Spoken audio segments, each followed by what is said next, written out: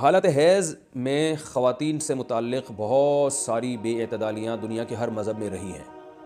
یہودی کیا کرتے تھے کہ حالت حیض میں عورت سے بالکل کنارہ کشی اختیار کر لیا کرتے تھے، اس کے قریب بھی نہ جانا، اور کھانا پینا بھی الگ اور جھوٹا بھی الگ۔ تو بعض مذاہب میں کوئی فرق ہی نہیں تھا کہ حالت حیض اور پاکی کے ایام میں۔ تو جب اسلام دنیا میں آیا تو صحابہ کرام کو یقیناً یہ خیال پیدا ہوا کہ بھئی اب اسلام کے اس بارے میں کیا احکام ہیں کہ جب خواتین مینسز کی حالت میں ہوتی ہیں شادی شدہ، تو کیا ہم ان سے ہم بستری کر سکتے ہیں یا نہیں کر سکتے، کیا اس کے احکامات ہیں۔ تو اللہ نے صحابہ کے سوال کو اور پھر اپنے جواب کو قرآن مجید کا جز بنا کے نازل کر دیا۔ وَيَسْأَلُونَكَ، اور یہ لوگ آپ سے سوال کرتے ہیں عن المحیض، حیض کے بارے میں۔ تو حیض کے بارے میں سوال نہیں تھا، اصل میں سوال یہ تھا کہ حالت حیض میں زوجہ سے ہم بستری جائز ہے یا نہیں ہے، تو قرآن نے اس کی طرف اشارہ کر دیا۔ قل، اے نبی آپ ان سے کہہ دیجئے، ہوا اذن، اذن اصل میں تکلیف کو بھی کہتے ہیں، گندگی کو بھی کہتے ہیں، تو یہاں گندگی مراد ہے کہ وہ گندگی ہے۔ فاعتزلوا النساء، لہذا عورتوں سے دور رہو، فی المحیض، حالت حیض میں۔ ولا تقربوہن، اور ان کے قریب مت جاؤ، حتی یطہرن، جب تک کہ یہ پاک نہ ہو جائیں۔ تو اس میں قرآن مجید نے جو لفظی ترجمہ ہے وہ قرآن کی آیتوں کا یہی ہے کہ ان سے کنارہ کشی اختیار کر لو، لیکن احادیث سے ہمیں پتہ چلتا ہے کہ یہاں کنارہ کشی اختیار کرنا یہ کنایہ ہے ہم بستری کرنے سے، یعنی ان سے ہم بستری کرنا تمہارے لیے جائز نہیں ہے۔ کنارہ کشی سے وہ جو یہودی کر لیا کرتے تھے وہ مراد نہیں ہے یہاں پہ، اور اس کی تفصیل احادیث میں۔ تو قرآن نے چونکہ صاف لفظوں میں جماع کا ہم بستری کا ذکر نہیں کیا تو اس کنایوں سے کام لیا ہے قرآن مجید نے۔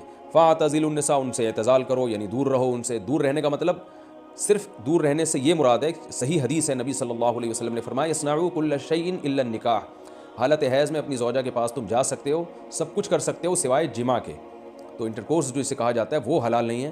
تو باقی نبی صلی اللہ علیہ وسلم نے فرمایا کہ ایسے کنارہ کشی کے بالکل اس کا جھوٹا نہ پیو اور بالکل دور ہو جانا، اس کی اسلام میں اجازت نہیں ہے، اور نہ بستر الگ کرنے کی ضرورت ہے۔ تو یہ سارے قرآن کے کنائے ہیں۔ کنایہ کا مطلب ہوتا ہے کہ آپ صرف اشاروں میں بات کر رہے ہیں، صراحتاً بات نہیں کر رہے۔ تو میں اس میں نقطے کی بات بھی بتاؤں گا کنایہ کیوں ہے، کہ فاعتزلوا النساء فی المحیض، عورتوں سے حالت حیض میں دور رہو، ولا تقربوہن، ان کے قریب مت جاؤ۔ تو یہ قریب جانا بھی اصل میں جماع اور ہم بستری سے کنایہ ہے، یعنی اشارہ ہے ہم بستری مت کرو۔ تو جماع کا صراحتاً ذکر نہیں کیا جا رہا، تو مراد وہی ہے کنایہ، کنائے میں بات کی جا رہی ہے۔ ایک جگہ قرآن میں آتا ہے لا تقربوا الزنا، زنا کے قریب مت جاؤ۔ تو ممکن ہے کسی کو اشکال ہو کہ وہاں تو ہم یہ کہتے ہیں کہ زنا کے قریب بھی مت جاؤ، تو وہاں قریب نہ جانے سے ہم حقیقی معنی مراد لیتے ہیں کہ بھئی زنا ایسا کام کرنا جو زنا یعنی زنا تک لے کر جاتا ہے وہ بھی تمہارے لیے حرام ہے، تو وہاں تو یہ ترجمہ کرتے ہیں، تو یہاں بھی وہی ترجمہ ہونا چاہیے ولا تقربوہن، ان عورتوں کے قریب بھی مت جاؤ۔ یا مطلب کیا ہے کہ اس گھر میں بھی نہ رہو، اس کمرے میں بھی نہ رہو جہاں تمہاری جو بیوی رہتی ہے جو مینسز کی حالت میں ہے۔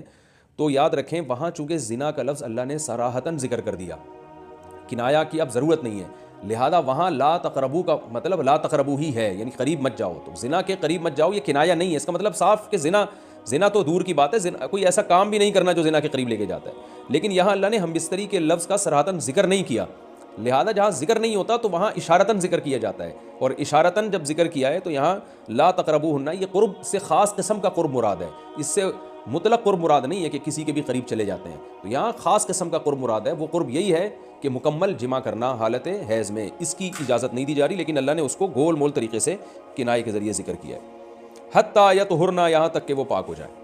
تو یہ جو میں نے بتایا کہ حالت حیض میں نبی صلی اللہ علیہ وسلم سے صحیح حدیث سے ثابت ہے، اور اس پر پوری امت کا اجماع ہے، اتنی واضح احادیث ہیں بخاری اور مسلم کی اس بارے میں کہ حالت حیض میں آپ بیوی کے قریب جا سکتے ہیں، اور حیا کے خلاف مسئلہ ہے، لیکن اب ایک بات آ گئی تو میں بتا دوں کہ اس کی تفصیل فقہاء نے بیان کی ہے کہ جو ناف سے لے کر گھٹنوں تک جسم پہ کوئی کپڑا ڈال دیا جائے، اور پھر باقی زوجین ایک دوسرے سے جو ہے وہ ریلیشن قائم کر سکتے ہیں باقی باڈی کے ذریعے، لیکن یہ کہ جو مکمل جمع ہے وہ حلال نہیں ہے اور وہ سخت گناہ ہے۔ آگے اللہ نے ارشاد فرمایا فَإِذَا تَطَهَّرْنَ، پس جب وہ مکمل پاک ہو جائیں، فَأْتُوهُنَّ، تو پھر تم ان کے پاس آؤ۔ اب یہ بھی دیکھیں ان کے پاس آؤ یہ کنایہ ہے جمع سے، یہ نہیں کہ آپ کی زوجہ جو ہے وہ جب حیض سے پاک ہوئی ہے تو آپ اب اس کے پاس جا کے چائے پی سکتے ہیں، وہاں بیٹھ کے کھانا کھا سکتے ہیں، یہ مراد نہیں ہے، یہ سب کنایہ اور اشارتاً قرآن بات کر رہا ہے۔ فَأْتُوهُنَّ، تو ان کے پاس آؤ، یعنی مطلب ان سے تم جمع کر سکتے ہو، جمع کرو ان سے، من حیث امرکم اللہ، ایسے جیسے اللہ نے حکم دیا ہے۔ تو اس سے پتہ چلتا ہے کہ جمع کا ایک ناجائز اور حرام طریقہ بھی ہے اور ایک جائز طریقہ بھی ہے، تو قرآن بتا رہا ہے کہ جائز طریقے سے تم جمع کر سکتے ہو، ناجائز طریقے سے جمع نہیں کر سکتے۔ وہ جائز اور ناجائز کیا ہے وہ میں انشاءاللہ بتاتا ہوں۔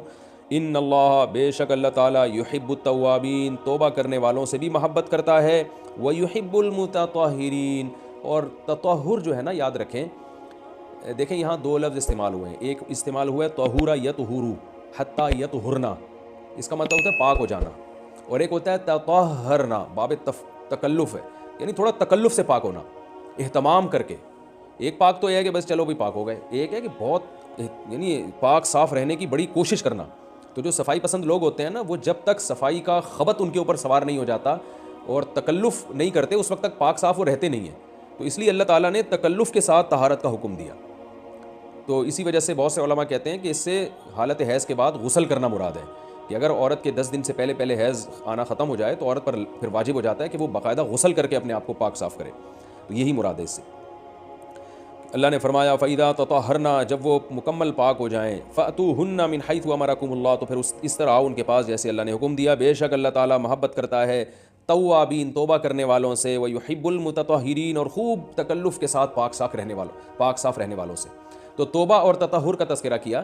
توبہ روحانی طہارت کو کہتے ہیں, اور جو تطہر ہے وہ جسمانی طہارت کو کہتے ہیں. یعنی اسلام یہ چاہتا ہے کہ آپ روحانی طور پہ بھی پاک صاف رہیں اور جسمانی طور پہ بھی.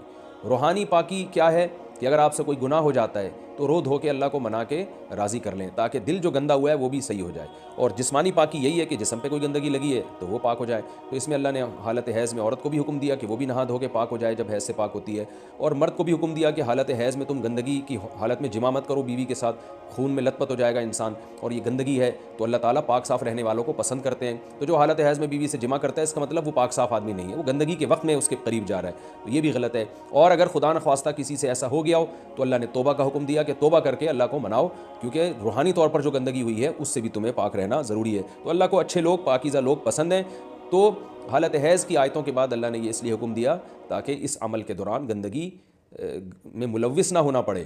اور یہ حکمت بھی اللہ نے بیان کر دی کہ حالت حیض میں جمع سے ہم تمہیں اس لیے منع کر رہے ہیں کہ اللہ کو پاک صاف لوگ پسند ہیں, گندگی میں انوالو ہونے والے, ملوث ہونے والے لوگ اللہ کو پسند نہیں ہیں. میں پھر علمی نکات کے تحت انشاءاللہ اس کی مزید جو ہے وہ ڈیٹیل بیان